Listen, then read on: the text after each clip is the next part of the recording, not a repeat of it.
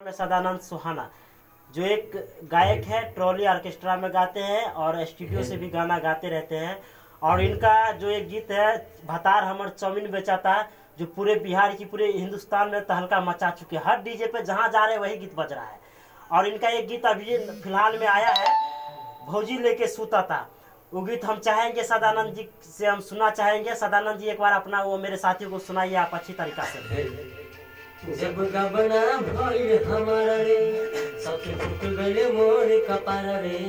जब गबना भइल हमारा रे सखी फुट गइले मोर कपार रे। चढ़ल जवानी हमर, क्या बात है, चढ़ल जवानी हमर चोलिए में पसी जाता। मर्द बातलोल, मर्द बातलोल रोज भौजी रे के सूता। जियो वाह वाह। मर्द बातलोल रोज भौजी रे के सूता। एक बार हम रिक्वेस्ट करना चाहेंगे, चौमिन वाला भी थोड़ा मेरे साथी को सुना दीजिए, जो आपका तहलका मचा चुका है गीत। हम बार बार गीत सुनते हैं आपका, वो इतना धमाल मचा रखे हैं आप।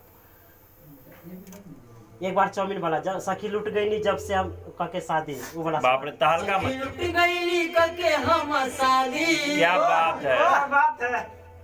सखी लुट गई कके हम शादी। भतार हमर चौमिन बेचता, वाह वाह वाह। राजा जी हमर चौमिन बेचता। ऐसन बिजनेस में आगी लगा दी, ऐसन बिजनेस में आगी लगा दी। राजा जी हमर चौमिन बेचता, पिया जी हमर चौमिन बेचता। ये जो सिंगर है देखें आप, चौमिंग स्टार सदानंद सुहाना जी। आप जरूर इस और वीडियो को देखिए और लाइक सब्सक्राइब शेयर जरूर करिए। साथियों, अभी ये जो बीबी production house Shivani recording studio, अभी इसी स्टूडियो से सुहाना जी गाना गाते हैं। आप भी गाना चाहते हैं तो इसमें आपको बैनर में पता भी है, कटिया रोड अम्बा टॉकीज के बगल में बेनीपट्टी। और मोबाइल नंबर भी है, आप संपर्क कर सकते हैं। क्योंकि बहुत सारे यहाँ से कलाकार स्टार बने हुए हैं, जो अभी प्रत्येक डीजे पे इस स्टूडियो का गाना बज रहा है, आप सुनते होंगे।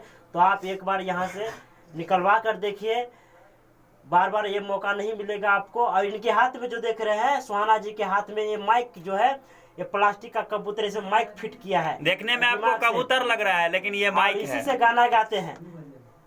तो साथियों, इस चीज को, इस वीडियो को जितना हो सके शेयर कीजिए अपने दोस्तों के पास, ताकि उनको भी कुछ समझ में आए जो हम कुछ कर रहे हैं। और वो भी यहाँ तक पहुँचे।